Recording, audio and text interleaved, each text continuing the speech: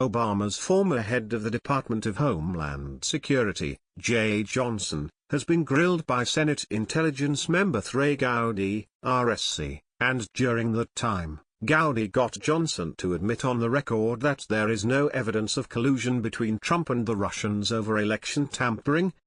In a succinct display of tearing apart a witness, Gowdy quickly broke down the gist of what happened and zeroed in for the kill, reports Real Clear Politics. Gowdy and Johnson both agreed that Russian was a career offender. They have a history of cyber attacks on our country. We suspected before the November elections.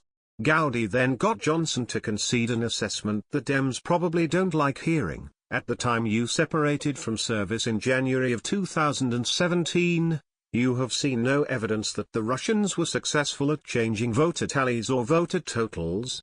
Gowdy moved to elaborate on this confession.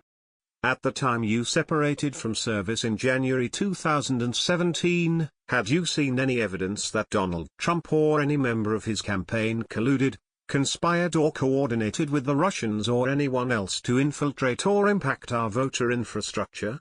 Unable to just speak the truth and say no, Johnson had to try and obfuscate a bit, not beyond what has been out there open source, and not beyond anything that I'm sure this committee has already seen and heard before, directly from the intelligence community.